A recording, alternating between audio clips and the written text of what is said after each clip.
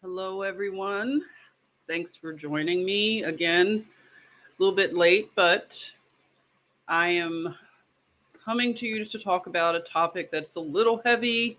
So I knew from the title, if it's a little too much for people,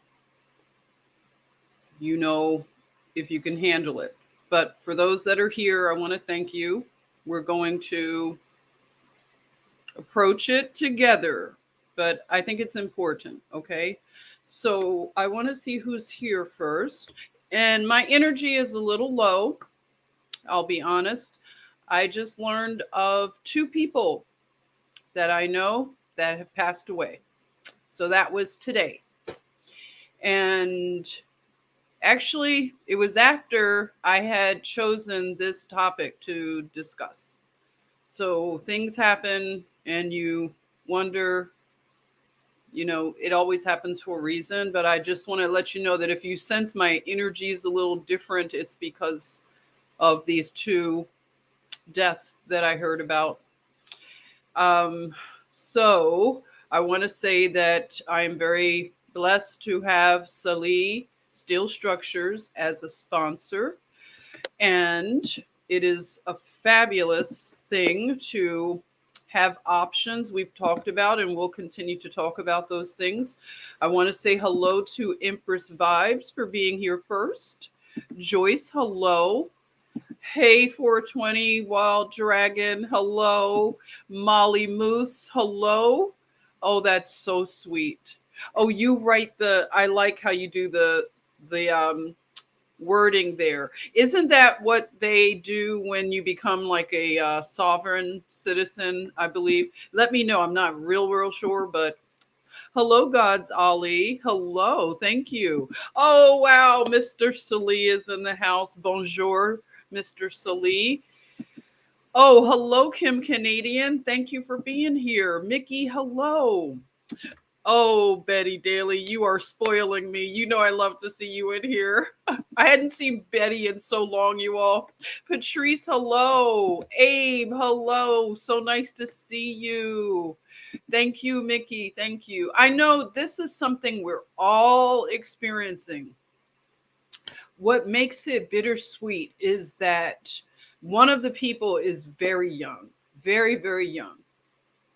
But not to get into, what the elephant in the room is, right? We know. And it's hitting everybody. I know I've been hearing from different people that are saying that they have people either in their family that we're starting to see and hear, things are hitting. It's hitting. We've been bracing for this. Hello, Catherine. Thank you, Raylene. Thank you. Thank you. Thank you, Patrice. Thank you. Yeah, I appreciate that. I really do. Thank you, Sandy. Thank you, Betty. Yeah, I know a lot of you all have been sharing that you've lost a lot of people. I think for me, I've been a little bit late with losing a lot of people, like in terms of people that I know personally. So it's one of those things like I had been, it had been offset for a while. Hello, Janine. Hello, Sandy. Love you too.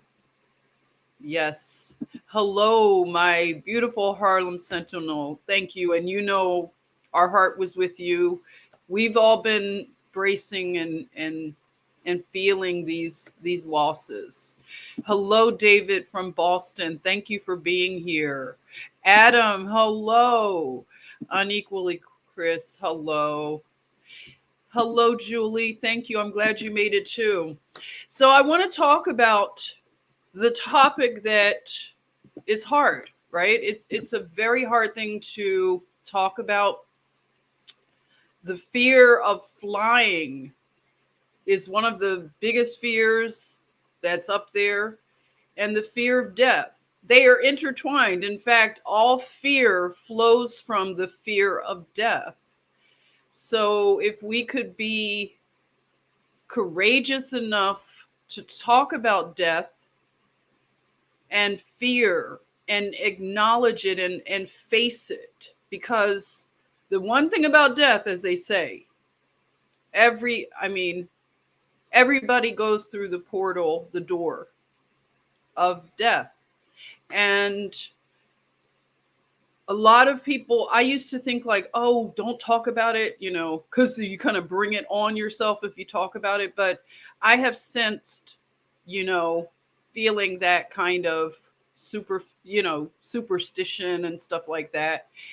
But being a nurse and being in the profession so long and witnessing death, one of the things for me as a nurse, the post-mortem care of a person was so sacred to me. And I took a lot of time with preparing people, not just putting them in a body bag and taking them down to the morgue, because I've worked with nurses, like I've told you, like I worked with a young nurse, and we were doing like, how they tried different types of nursing. Like they had a style that was called you partnered with another nurse, and she was just ready to bag people up and just send them down. My thing was I wanted to give them dignity, and I wanted to make sure they were clean. Okay. Like it's almost like the Egyptian type of the way they look at their dead. And I've been to Egypt, and I've been inside the pyramids, and I've looked at the mummified Egyptians and how they've been preserved, and the whole funerary things. One of my trips to Egypt, we were there when they had just discovered all these mummified cats, actually in a temple that they had excavated, and it was like hundreds of cats that were mummified. So we were there during that discovery. It was amazing. And just to see the bodies, and when we were looking at the various kings and things like that, they have their teeth preserved, hair still there, and the skin still intact. So, the Egyptians, we recognize, had a certain way of looking at death as not a final part of, a person's existence, but an extension of the afterlife, being more real than this present life. So it's always been interesting to me. I was a kid that always loved to read about Egypt, and so it was a dream come true to actually travel to Egypt and actually experience, and just such an ancient culture. And just being a nurse, I've always had, like I said, this, I don't know what it is, like everybody has their thing in terms of what they find to be very sacred.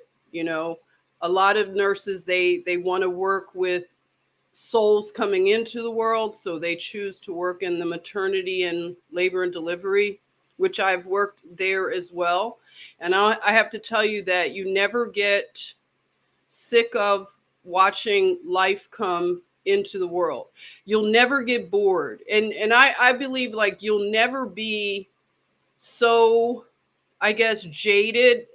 At least you shouldn't, because every time a birth I would witness a birth, I would cry. I mean, it is so powerful if you've never witnessed a birth. But witnessing a death is the other aspect of life. And I find that to be just as sacred. And that's why I always wanted to take the time with patients that have passed on and clean them up. You want to call their family, of course, to come and visit, before they take the body out of the hospital. But I would clean them. I would take all the tubing, all the IVs, clean them, put on a clean gown, put clean linen on the bed, and just straighten up the room. Because when they do the code blue, they come into the room with the crash cart, and you're working so fast and it becomes a mess in the room. And once the code team leaves, and the person didn't pull through, they just leave everything like it is. It's left to whoever to clean up, and I would just do that with the nursing assistant. But I would just let them know that the way I like to do my nursing care is we have to have that room spick and span. So when the family comes, they can have dignity, for their loved one that died. So it just, it was something always important to me. But, I want to talk about these fears, like, in terms of the fear of flying, because people have this fear of the unknown and for things that they can't control. And that's why I chose the two fears. But again, I'll repeat, the fear of death is where all the fears flow out of. It is the fear of death. And I've tried talking to other healthcare professionals, other nurses, about why is it that so many people fear death? Because that was one of the things I'd recognized, in the patient population. Some people just, you could tell they wouldn't move on. They couldn't move on for whatever reason of fear, and I want to see what you all think as well. So it's going to be a somber occasion, just kind of just letting you know.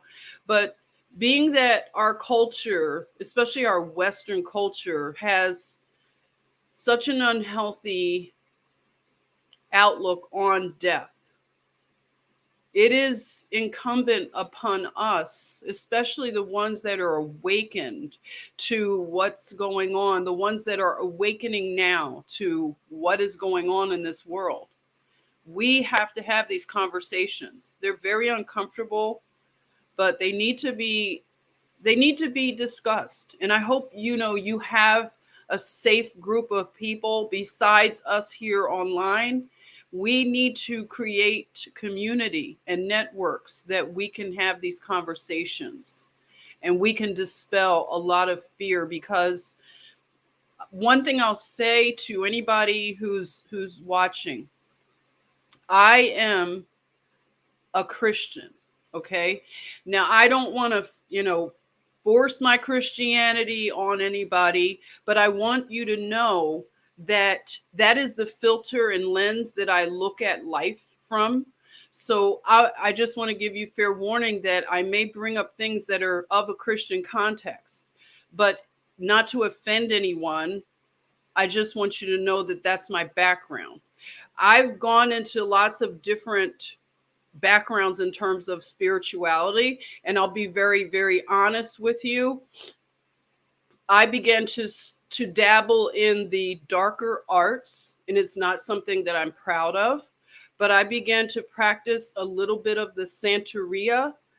I would say the Palo, Mayomba, the voodoo, and things of that nature. I have actually dabbled in these practices and arts.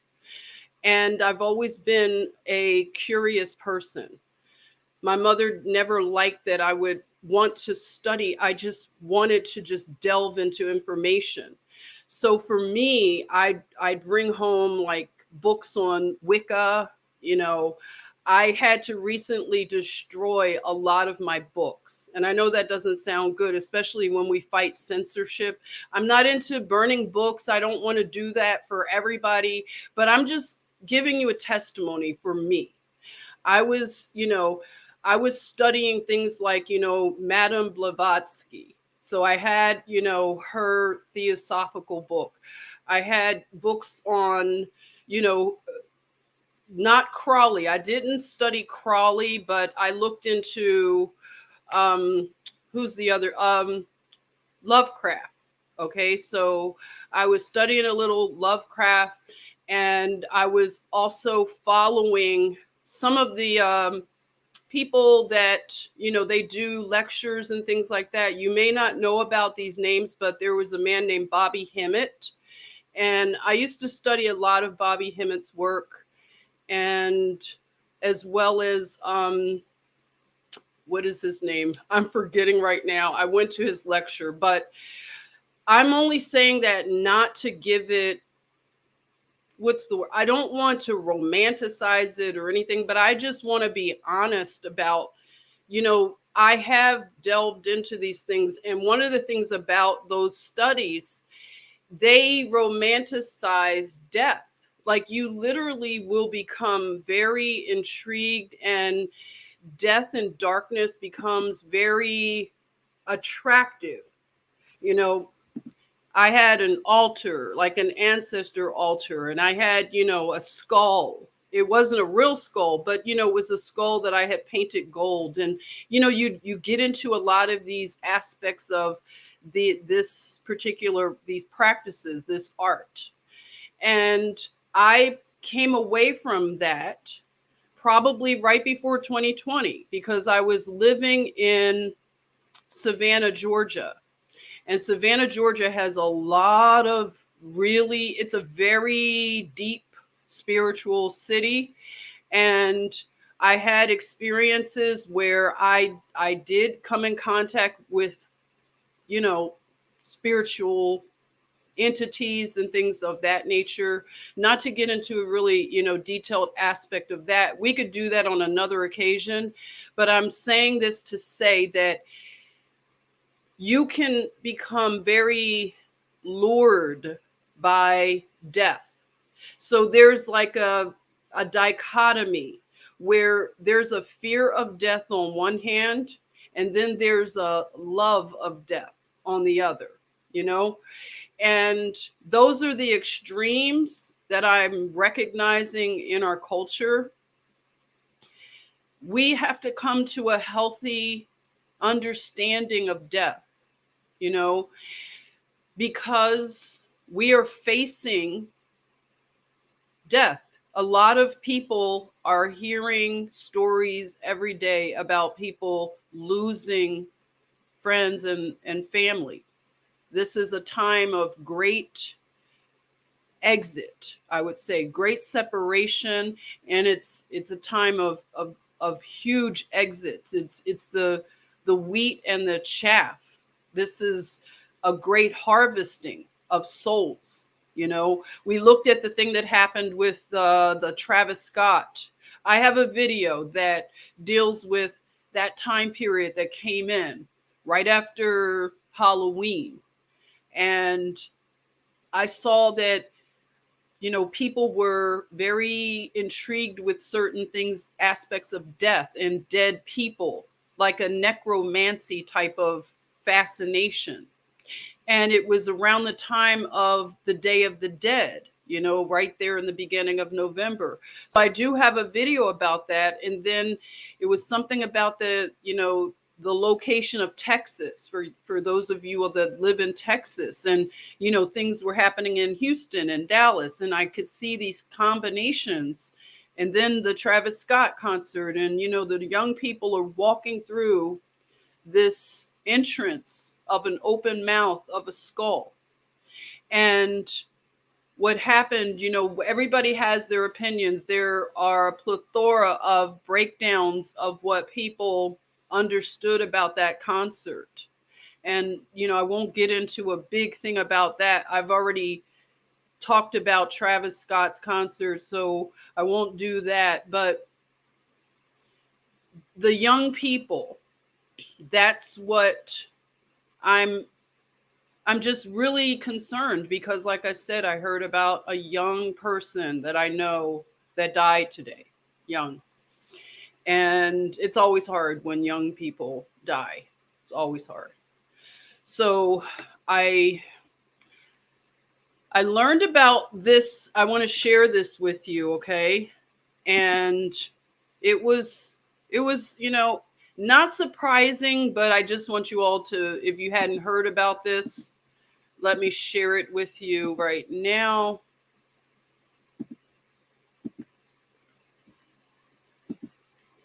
Okay, I'll make this bigger. All right. There is a product in Switzerland that is about to hit the market this coming new year, and it's called the Sarco. It is an assisted suicide pod. Okay. It is passing review in Switzerland now. So I guess you could say a la Dr. Kevorkian, for those who may remember that doctor here in America. He was out of Michigan. So there's a doctor, and he has devised these portable capsules designed for use in assisted suicide. It's been authorized by Switzerland's Medical Review Board and could be available within the year. The suicide pod, known as the Sarco, is made with 3D printing technology by the company Exit International. So around 1,300 people died by assisted suicide in Switzerland in 2020 using the method of ingesting liquid sodium pentobarbital, Swiss Info reported. A person falls asleep within 2 to 5 minutes of ingesting the drug, but Sarco offers a different option without the use of controlled substances. So this is what the Sarco looks like. And the Sarco is, the inventor is Philip Nietzsche. Sounds like Frederick Nietzsche, right? Of Exit International. Discussed the Sarco, named after the sarcophagus, funeral receptacles used in ancient Greece and Egypt. We want to remove any kind of psychiatric review from the process and allow the individual to control the method themselves, he said. Our aim is to develop an artificial intelligence screening system to establish the person's mental capacity. Naturally, there is a lot of skepticism, especially on the part of psychiatrists. Nietzsche explained that people would be screened through an online test before gaining approval to use the Sarco. Once someone passes the test, they are given a code to access the machine. As for how the pod works, Nietzsche explained to Swiss Info that the Sarco is activated from the inside, where the user will be asked a number of questions before the machine can be activated. The process can also be aborted should the poor person, inside decide to stop. Okay. Nietzsche explained that another part of Sarco's appeal is that its portability gives users the ability to decide where they want to die. The machine can be towed anywhere for the death, he said. It can be an idyllic outdoor setting, and the pod, process of controlling oxygen levels. It takes around 30 seconds. And he says there's no panic, no choking. And it's biodegradable. When the person passes, biodegradable wood-based material that can be used as a coffin. So what do you all think about that? That's pretty heavy. I heard about it, and one of the biggest things that I would have I would have criticism about is the hospice movement. I don't feel good about the hospice movement, and some of you may feel different.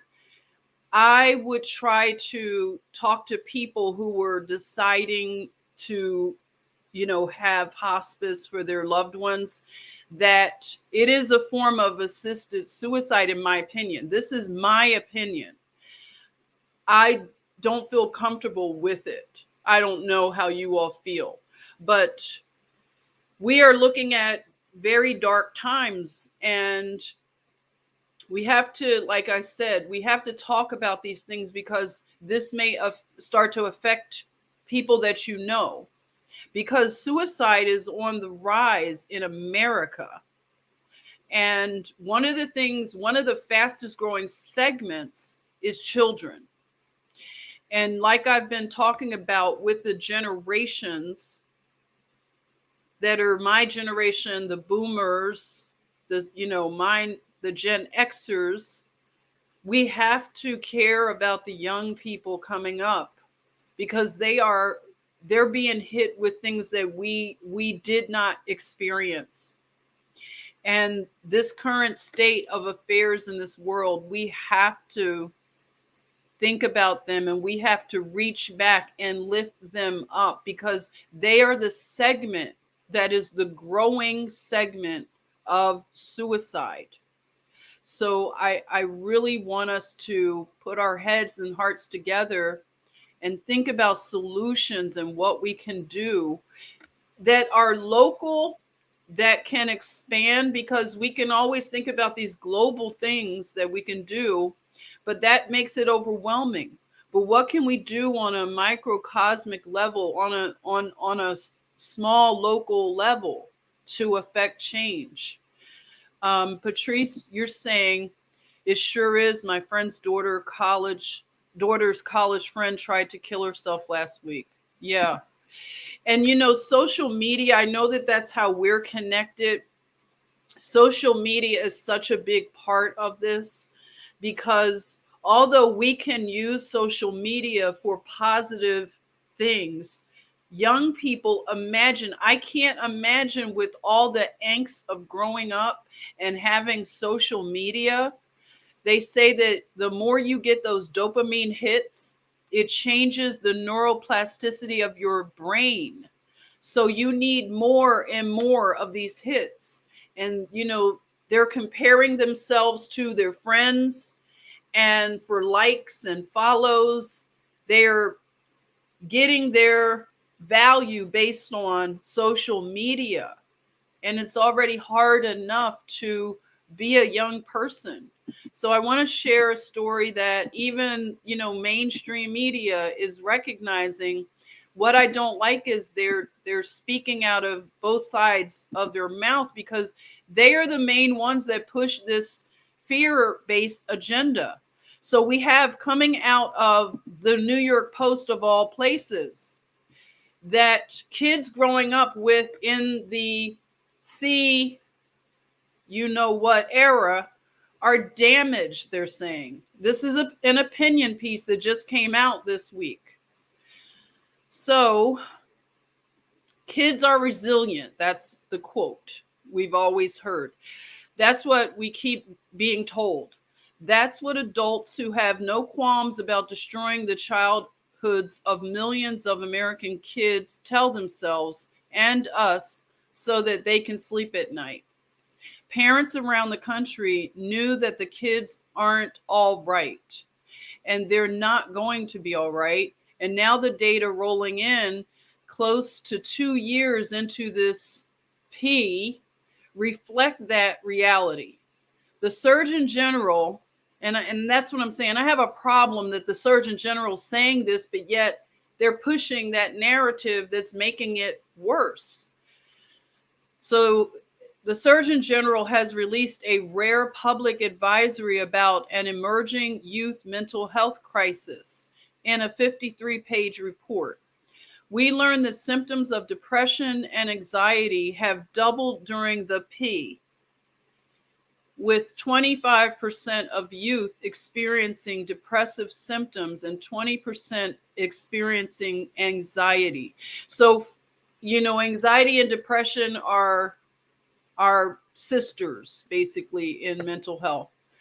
Think about how the average American child has lived over the course of the P.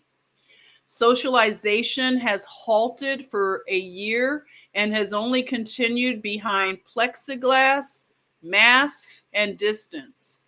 Remember the excitement of snow days? Those are gone.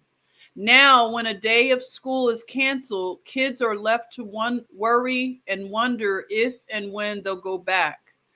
Will it be in a day's time or in several months? So that's an aspect of it, they don't know what's going to happen. This this feeling of not being sure, not having stability, you know what I mean? This is what these children have gone through over these past 2 years. So the Surgeon General also warned that conditions like ADHD are on the rise after kids have been cooped up inside doing excuse me, distance learning. Of course, they can't sit still when they finally been allowed back inside a classroom. Among teenage girls, suicide attempts are up a shocking 51%, and among boys, 4%. We know the effects of social media and the internet on the mental health of developing girls, and then we forced them to keep all of their socializing online for over a year. Is it any wonder they are attempting and in tragic circumstances succeeding in ending their own lives? Look at this goofball right here. These people are disgusting to me. This Surgeon General, Dr. Vivek Murthy, he's a disgrace. Jay Smith, the father of Spencer Smith, a teenage boy who died earlier this month of suicide, explained his son's plight. As reported by NBC News, he says Spencer has spent all summer working out and getting in shape so he could play on the school's football team as a lineman. When the sport was changed to flag football because of the P, Spencer gave up on it. His father said it wasn't the same type of practice because they had to social distance. He didn't like that part of it, Smith explained. Spencer eventually stopped working out and his grades began to suffer as he grappled with remote learning. At one point, the teenager was attending in-person school one day a week, but asked his parents if he could stay home because he found it too difficult not being able to interact with his peers. Smith said his son left a note behind detailing his struggles with being isolated. And that is one of the biggest aspects of depression is isolation. I know you all know this, but I just want to just share that. Writing that he felt like he was locked in the house. When you were a kid, what do you remember about school lunches? I remember wishing for the mythical food fight. I remember talking with friends, trading pudding cups for cookies, whispering to friends, asking if I could copy their homework before our afternoon classes. But what does it look like now? Kids are finally back in school, but eating outside, sitting on buckets and ground across the country. They are if they are allowed inside, they are often instructed to eat socially distanced and in silence, sometimes with dividers separating them, sometimes instructed to face the wall. No part of their 2019 childhood has remained totally intact. They had the rug ripped out from under them in March 2020. School lunches are just a window into how much we've damaged kids' childhoods. Will you look at these partitions? I don't know about you all. You have children in school. I could not do this. I could not. I am just, this breaks my heart. I can't pretend. This is so heartbreaking. There is no end in sight, no off ramp on this horizon. We were told 2 weeks to stop the spread, and that's what we told our kids too. Imagine that. The kids were told that 2 weeks.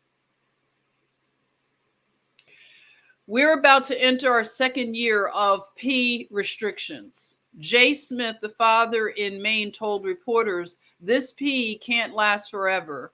And if they're feeling alone and depressed, They need to reach out for help. Things will get better.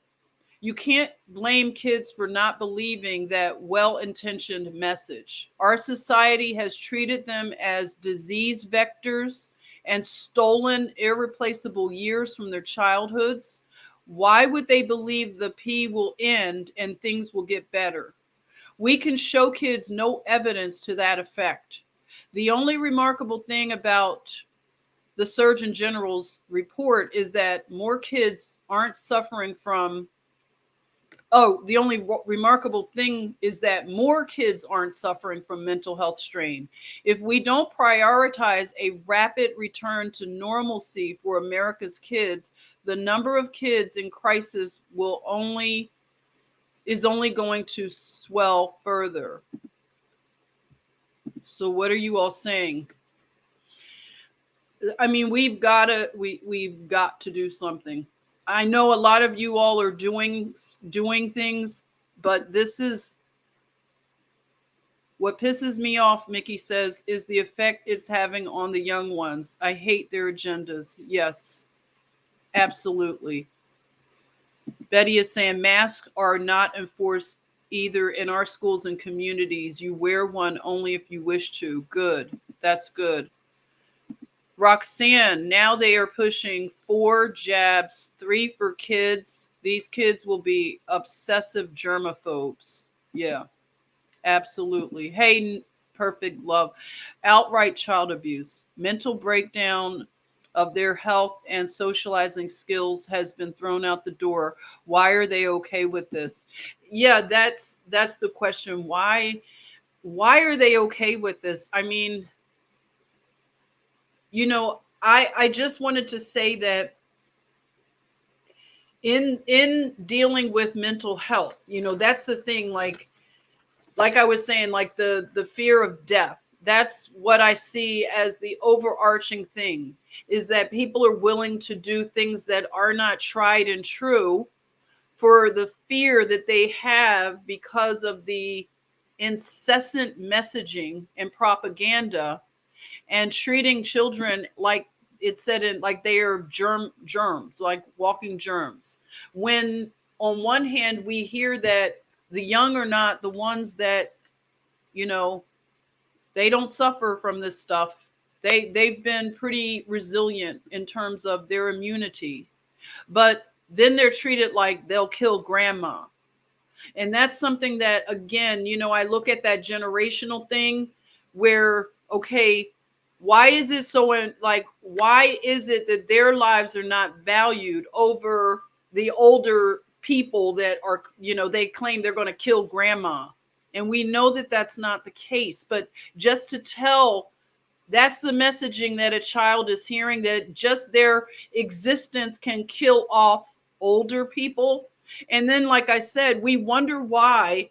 Again, that's a way of still having this divide, this generational contempt. You see, like the children, it's like it's vampiric. On one hand, you know, we use the children like, you know, for one thing, and then they're treated like they're little germ, whatever, petri dishes. What are you saying, Karen? I'm sorry, I can't get my thoughts together as well. Bear with me tonight.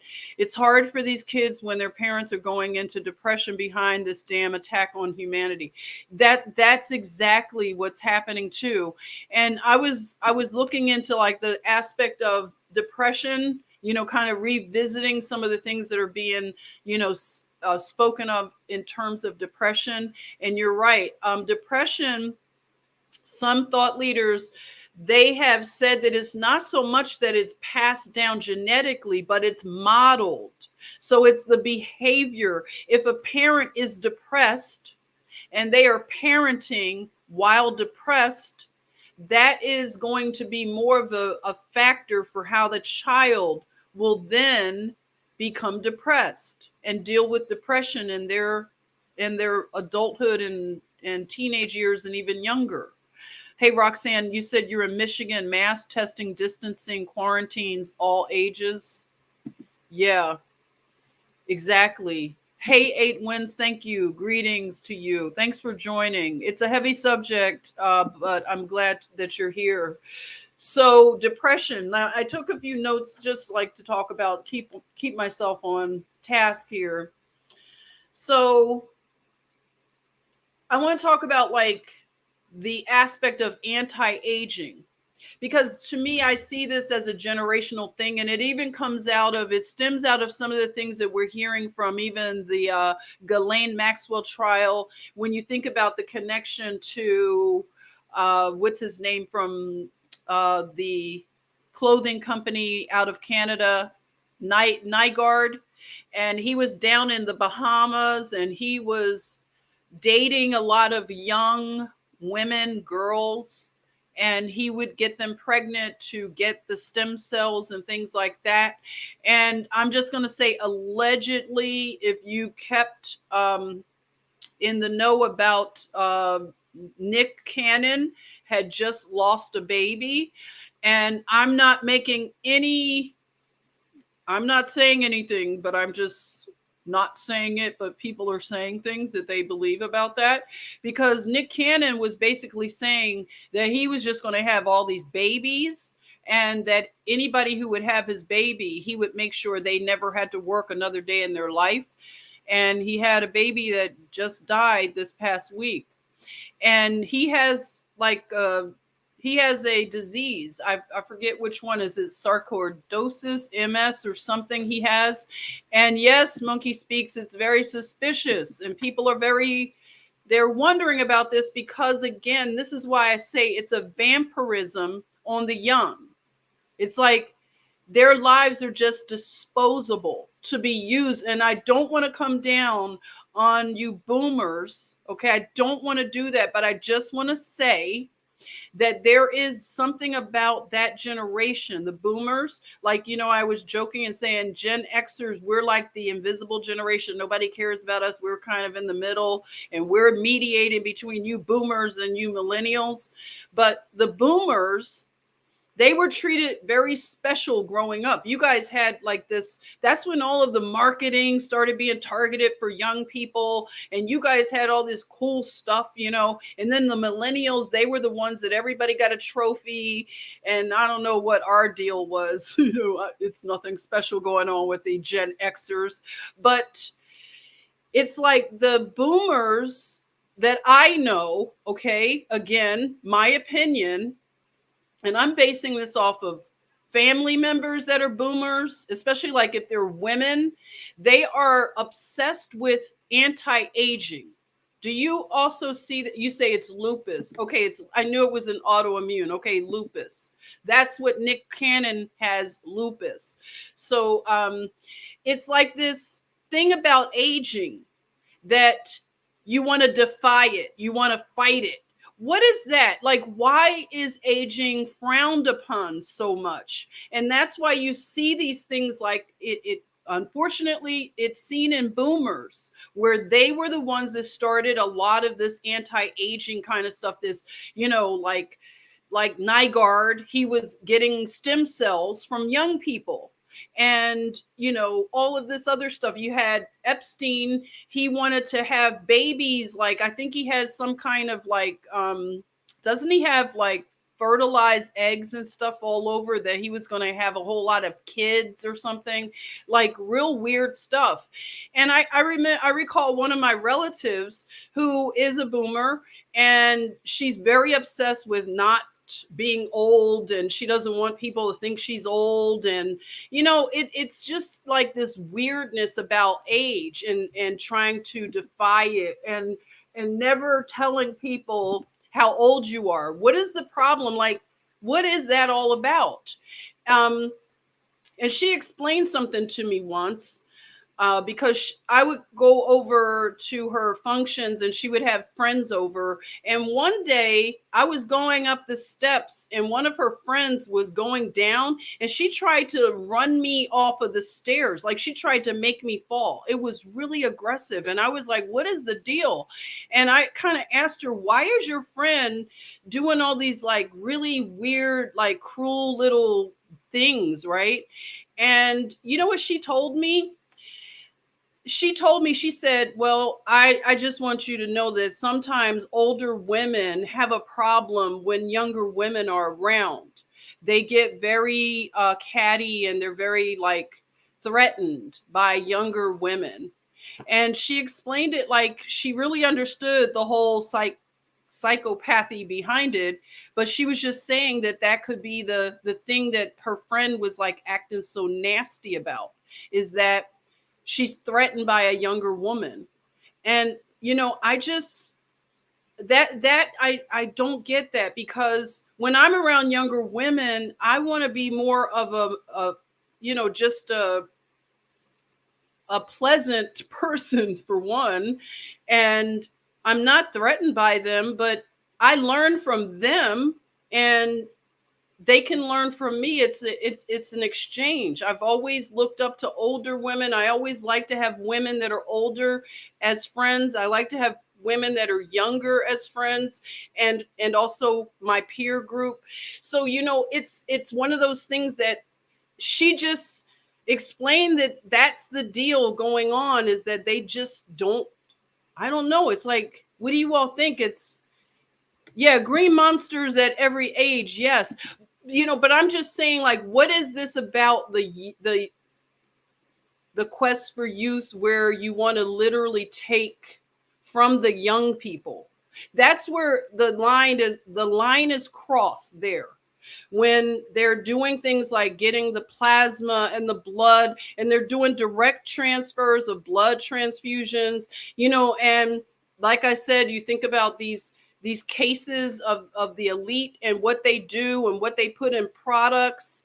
You could see interviews where somebody came on Steve Harvey's show, and they were talking about taking the foreskins of babies and using this in those expensive creams for their faces, all to stay young. At what cost? What cost is it that we have to stay young? Because defying age and wanting to stay young, that's an aspect of fearing death. Fearing death. So the fear of death is at the center of all of this, and I just want to say that and I want to share this. I had an uncle, he passed away, but as he was aging, he was so scared of aging. He would always, when you would ask him how he was doing, he would just say, oh, aging is terrible. It's one of the worst things. And he was like part of that whole hippie culture. He lived in, what is it, Tiburon or Marin County. He lived out there. You guys know that area, some of you. And he would always just be so negative. And when I had my daughter, I was breastfeeding her. I would go, like, if I was visiting my parents, I would go upstairs and just, breastfeed her away from everybody. I wasn't like, trying to do that in front of everybody. But you know what he did one day? He came up behind me and he entered the room, and, it wasn't like I felt like it was dirty or anything, because whatever, it's natural. But he approached me with a question. He asked me, could I provide him breast milk? I don't know if you've ever had anybody ask you that, but I felt very violated, and it really weirded me out. But he explained, because my reaction was, I was so disgusted, like, what are you asking me? And he explained to me that breast milk will keep an older person young. Have you all ever heard or ever like had anybody ask you for breast milk? So that really led me to see that in my family, the boomers, first of all, they have a lot of fears, I noticed. And that's the kind of weirdness that like, okay, one of my mom's sisters, and well, two of them, one of them is so scared to fly on an airplane. She can't do anything, and she will not, like, my mother, like, is so sad and heartbroken that they don't come and visit her, and they're just like full of fear.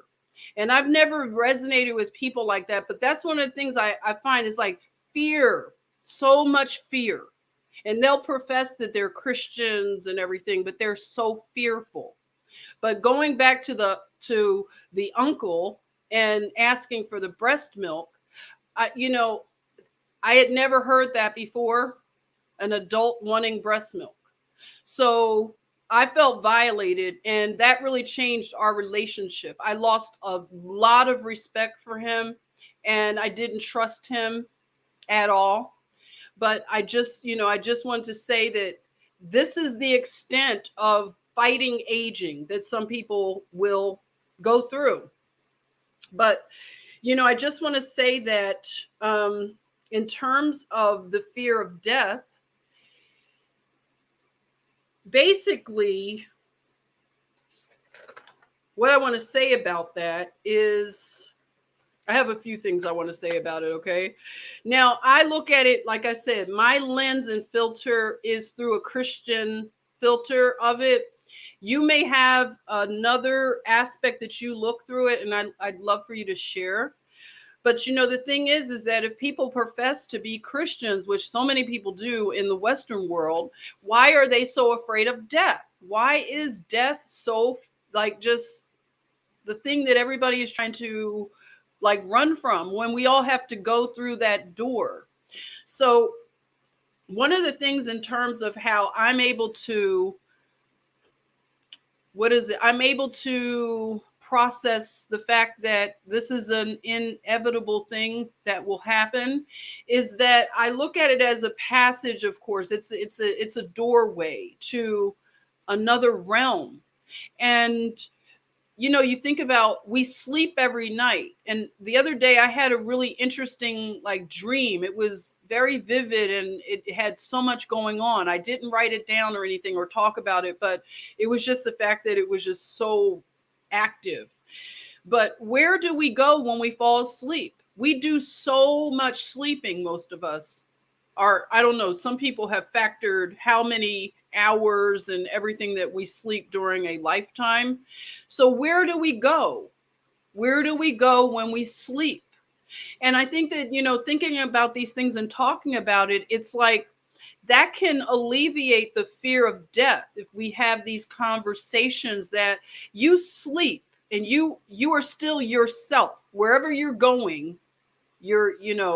People have a lot of different opinions about it, but you go somewhere. Your spirit, what I'm saying, you go somewhere. Your body is in the bed, but you're somewhere in another realm, right? It seems. But what is that all about? Because they say that's the closest that a person is to being dead, is like the sleep state. And I just think of that sometimes, like, where are we when we're sleeping? Like, what do you think? Where are we when we sleep? Hey, Empress Vibes, what are you saying? I attended Catholic school as a child. They scared the heck out of us with daily discussions of death and purgatory. Yeah, I mean, that's unfortunate that death is a scary thing for especially children. I don't know when your first encounter with death was, but for me, I had an older relative that had died, and it was on my dad's side, and they kept it from me. They were trying to protect me from learning about this death, which I had to learn about because I would see this relative every now and then. And when they had the funeral, I didn't go because they thought they were protecting me from it. But I felt really hurt when I learned that they had already had a funeral and I had to learn about it afterwards. And I was sad that I wasn't given the opportunity even as a child, because some children have different understanding. We can't just broad stroke all children, have to be treated one way, because some children can handle a little bit more. What is Julie saying? You're saying metaphysical astral planing, however, know about, never did it. Oh, okay, I see what you're saying. So in aspect of sleeping, we dream into a screen. I'm sure TV and movies come from this. Wow. But a natural dream screen. Oh, I like that. That's a really good way What are you saying, Adam? It depends on where the stars are during astral travel. Oh, you guys are getting deep here. Karen is saying, I believe that when we sleep, we go to the astral where we can see and maybe sort things out. Oh, you say it's like water currents. Wow. Sunny Day, I've always had strange dreams, sometimes almost like I was paralyzed. Yeah, the sleep paralysis. I've had that happen as a child where I couldn't move and I was screaming and I couldn't get any like volume out of my mouth. It was like I was screaming and you couldn't hear it. So yeah, but I had like a trauma that happened as a child, and I think I was having a lot of like problems when around that time. So I never looked into sleep paralysis, but I'm sure it has something to do with trauma and stuff. Jennifer is saying, I don't know. Great question. My parents dreamt in black and white. Wow, I dream in color. I've had some great dreams. Yeah, dreaming is so powerful. Like I would dream sometimes in other languages because I had a caretaker that spoke Russian that was teaching me Russian as a little girl when I lived in Cuba. So I spoke English and Spanish, and I was learning Russian and German. So sometimes my dreams would be in the other languages. So I don't know if any of you are bilingual or trilingual, but do you have dreams in other languages? Let me know. Let me know. Karen says your dreams are so far out. Are they? PH Joy, hey, you said I can fly in my dreams at times. I bet I did not have a lot of beef to work out. I needed to recognize my power. Yeah, the flying dreams are really deep. So I want to say, like, this is one of the ways that I can, what is the word? I want to say that I can comfort myself. And if it comforts you or encourages you in any way, just take it for what it's worth. Like I said, I don't want it to be something like, oh, she's just trying to turn me into a Christian or anything. But I just wanted to share that one of the things about the way that I look at death in the filter, it's like, to me, when the Psalm says, we walk through the valley of the shadow of death. Death is a shadow. It's a shadow, but you're moving through the valley of the shadow of death. So a shadow is not something that can harm you. So that's one of the ways, like, I interpret, like, I will go through that shadow, through that valley, but it's like a traveling, it's a journey. It's not, the destination is not death, but it's like going on a trip, and hence we're talking about aviation and traveling. So to me, I look at it this way. And again, I hope it comforts somebody. It's like having the most awesome trip planned. And it's an all expense trip that's planned for you. Can you imagine, like, an all expense? All you have to do is bring your pajamas and maybe your toothbrush, or you don't even have to bring that. You just bring yourself. Imagine that. Okay, go with me on that. You are going on the trip of a lifetime, and you don't have to bring anything, because when you get there, everything will be provided. Okay?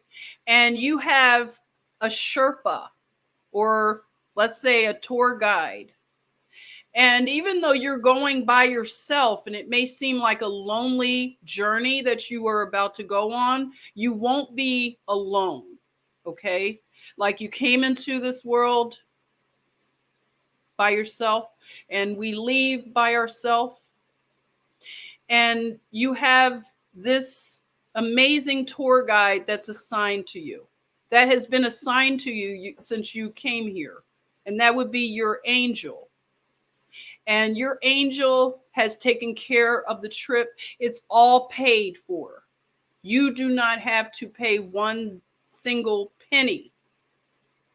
So they take you through the valley of the shadow of death, and you don't have to fear. Okay? No fear, because it's a shadow. And someone is with you. who knows how to get through, how to go to the ultimate place that you're going. You're just going through, passing through. So if I know that somebody has paid for my entire trip, this amazing trip that we all have to take, and it's all been paid for, why would I try to pay for it? Why would I try when the cost is too, it's my soul. It's so immense, the cost. There's no way I could pay for it. So if it's already been paid for, and I have an angel Sherpa guide that's been assigned to me who knows how to get to where I need to go, and even through the darkest of the shadow of that valley of death, that lets me know we're just moving right through, just will take my hand. That's the filter I look at it through. So if that can help anybody, I hope it can just help anybody to look at it that way and not fear, and not look at it as this, this terrible thing that the Western culture has put into our psyche. It's all about fearing something that we don't understand. And I could recall like a lot of patients when they're about to die, and the things they talk about, the things that they are able to see. They start to communicate with people like that. I'm like, okay, I know what's going on here. They start talking a certain way. One of the things I know that happens when a person is about to die, they would always say, I'm tired. I'm tired. And I know when a person says they're tired, they're not long for the world. And I respect when a person knows. Now, one of the things I want to say about assisted suicide, I don't respect that, because I think that's a very selfish way to decide to leave. It's not natural. It's not organic. I'm all about organic. So it takes a lot of courage to live life and to decide to end your life and not think about the people that you're leaving behind, because you're making this decision and it's all based on emotions and feelings. And that's one of the problems that we have in our society. Everything is based on how I feel, my feelings. You can't say that. I'm going to feel bad. That's narcissism at its very core. But the thing, if you're hanging on for dear life right now and you are, demoralized, just know that moods change, feelings change. You don't have to make a decision based on a mood. And we should never make a decision based on a mood, period. You shouldn't even make a decision what to eat if you're in a bad mood or whatever, because you may eat something terrible. You know what I'm saying? So we have to learn how to control our moods, and work with the fact that a lot of this is behavioral, learning how to cope. And that's what we're not teaching young people, is coping skills, healthy coping skills. I want to talk about that on another live. We can talk about some things. You come and bring things to the table and we talk about good, healthy coping skills, because we need to pass this down. And we need reminders. We need to learn about healthy coping skills, And one of the things I want to say too is if people are prone to feeling blue and depressed, alcohol is one of the worst things you can do to cope. You may not like me saying that, but I just want to say that. It's one of the worst things because it is a depressant. So just watch that, be mindful if you're feeling down and you want to grab, a nice whatever. It's not going to help your mood. And that's what we want to do, is we want to improve our moods so we can cope through these times that we are going through. And of course, we want to look forward and not always back. because if we focus so much on the past, it takes a lot, to work through. But having hope and faith, however you find it, I don't know what your spiritual background is, but I just wanted to share a testimony that for me, that's what gets me through. I've come back to my faith in Jesus Christ, Yeshua HaMashiach, whatever, Yahweh, the name. I know we've been told that the Bible has been tampered with, but I'm just going to tell you, I need to anchor myself there, because it's nothing like reading a psalm when you are going through, like the Psalm 23. I'll fear no evil because you are with me. Your rod and your staff comfort me. That's the only time I want to be called a sheep, okay? With the great shepherd. As I walked through the valley of the shadow of death, it's a shadow. You were saying CBD is better. There you are. There are other options, everybody. You may want to look into the CBD. It's better. So let's see what else I wanted to talk about. And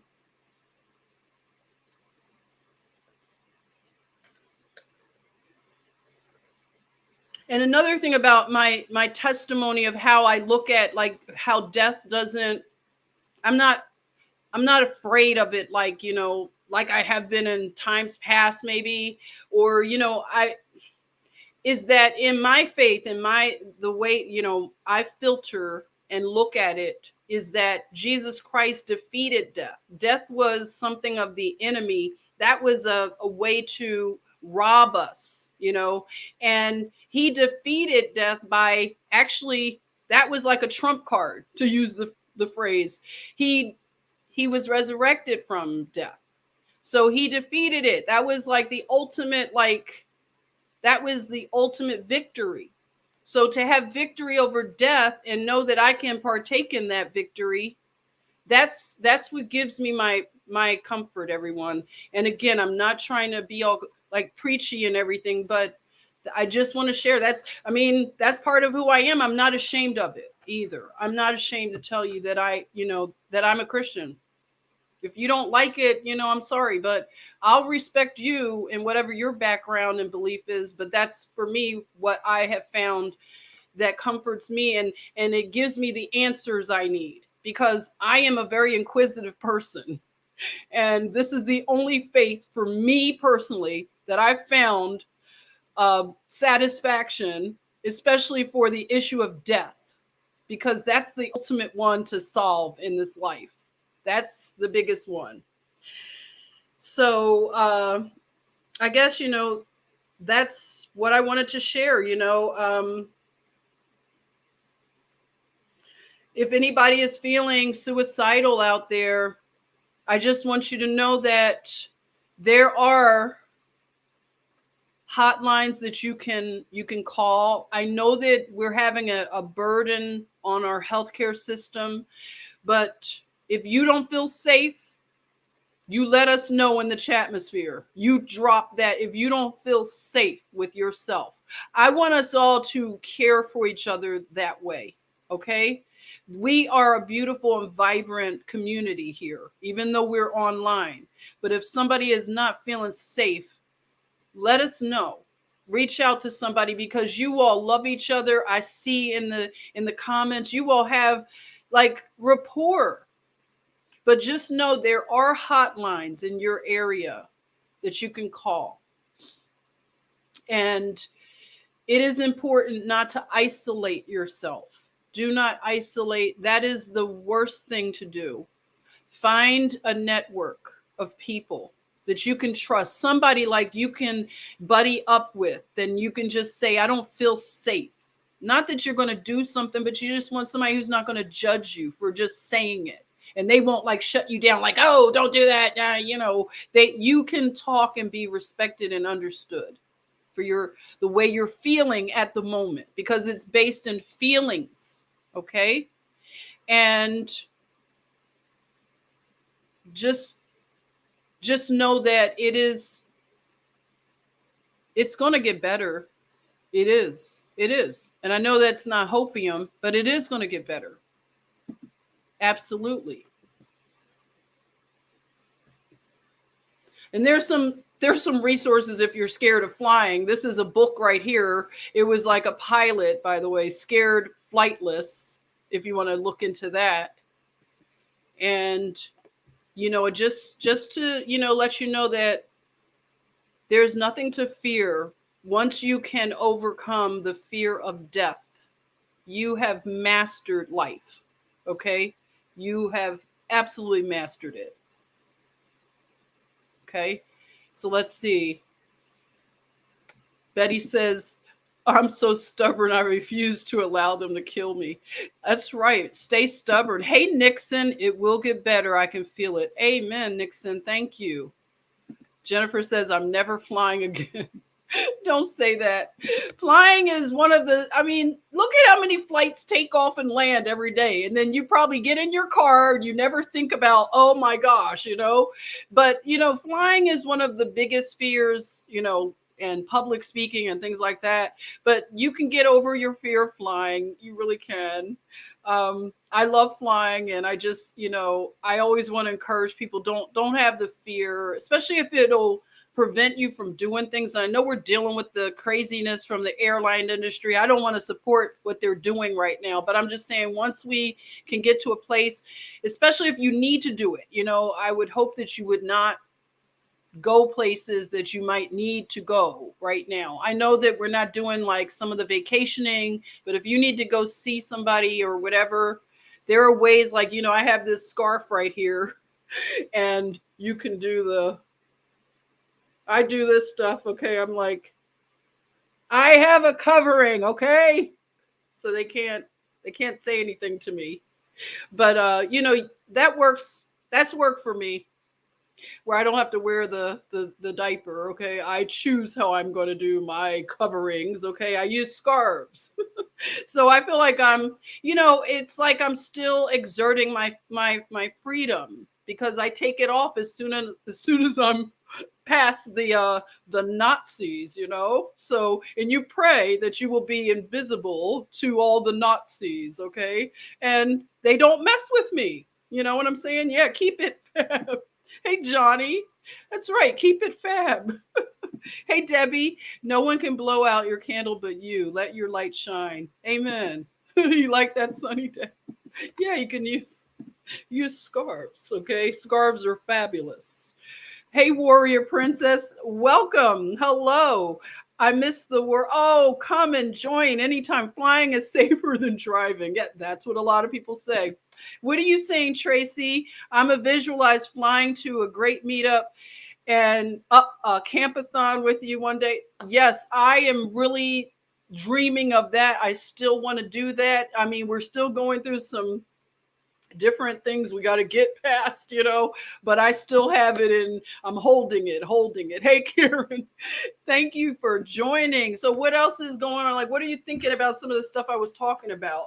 Do you all have any things that you want to share, like things that, give you strength? And have you grappled with the issue of your death? And are you afraid of death? Do you think are you afraid to even talk about death?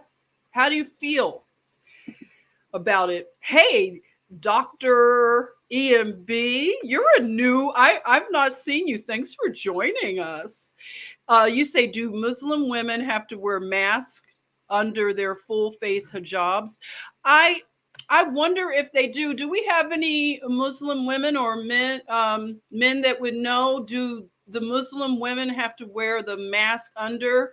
I hadn't seen any traveling where during my little trips, the few that I've had during this crazy time, but I'm telling you, that's all I did was because I don't own any mask. I don't want to even, I feel like if I even put one in my bag as a emergency, I feel like I'm giving consent to it, because initially, in the beginning, when I was still, working as a nurse, I would have them because that was when we didn't know a whole lot. But when I realized, like, oh, I see what's going on, then I just I don't even participate. So I don't even have them.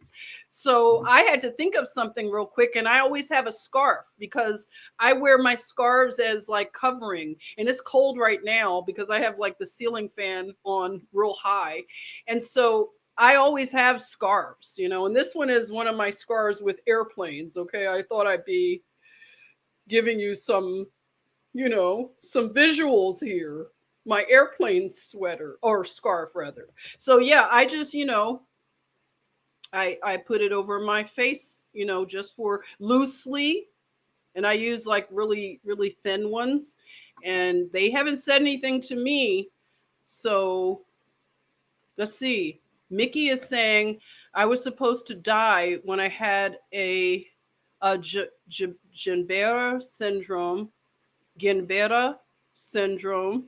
I was supposed to be put in an iron lung and supposed to have been paralyzed for life with something holding up your head when you were 8. Whoa. So, wow, thank God you were here. See, and that's another thing, like that's something Girl Code says too about when doctors speak that stuff over your life. I know you were 8 years old, but if a doctor or anyone speaks something over your life, you have to agree to that. You have to come into agreement with it. And you do not have to do that. Okay? You can decide to not go into an agreement if they are speaking something over you. I've had doctors speak something over me. They're like, oh, this will always happen, and I'm like, no, it won't, because I had a small bowel obstruction, and it opened up after having an NG tube for like almost a week. But they told me, oh, this will happen to you. It'll be like unexpected. It'll always loom over you, and it could happen again. Well, I didn't come into agreement with that. Just like if they tell you, oh, you'll have to take this for the rest of your life. You'll have to take some medicine for the rest of your life. I don't like when they pronounce those things over people. I just don't like it.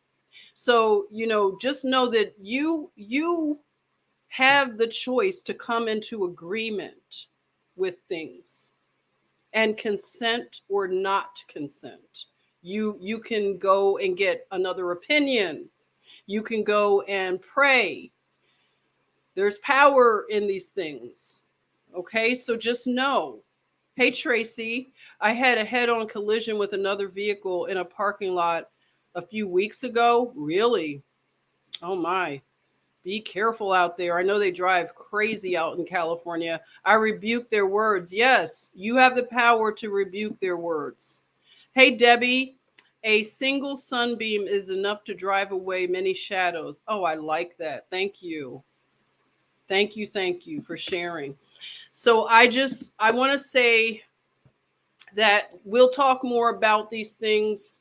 And again, if you are feeling the depression and things like that, there are things that I want to talk about I don't believe like, in just saying, oh, we're just whatever. There are ways to handle depression, the blues, whatever. And we could talk about things, more as we, have more live streams together.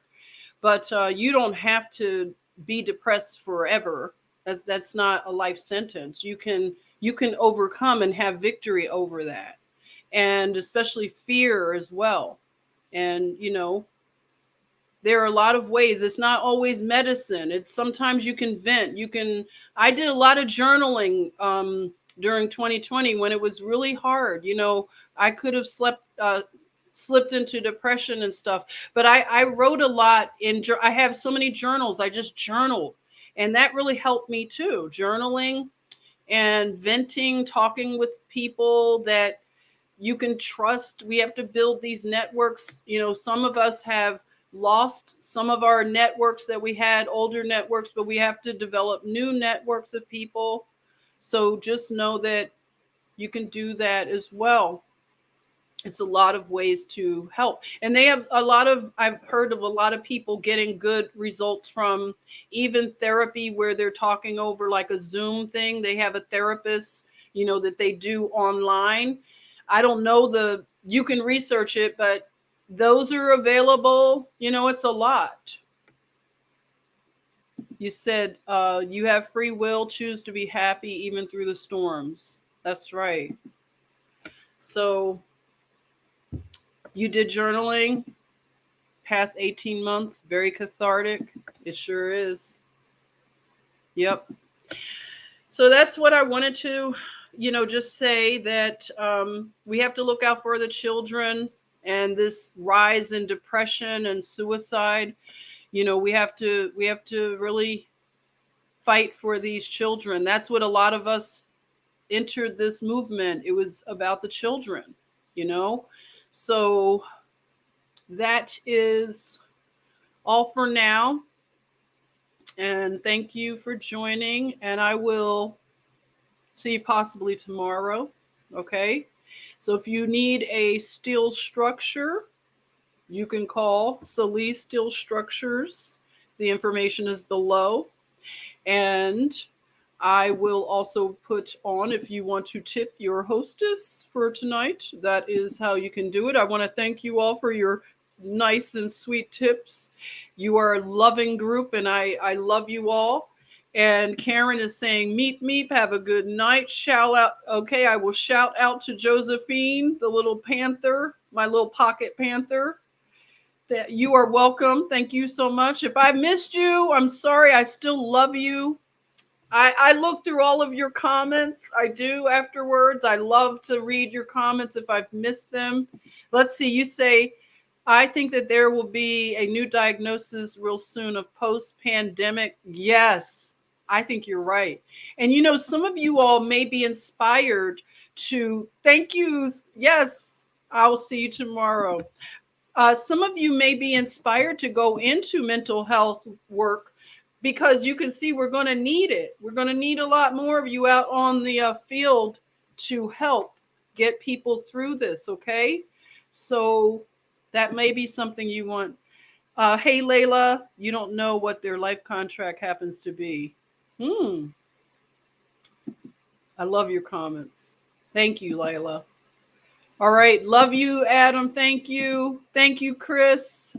Take care. Love you. Oh, Mickey, I love your comments. Thank you. Real estate people who definitely dropped that stuff in. That was from last night. Yeah, I love that. Thank you.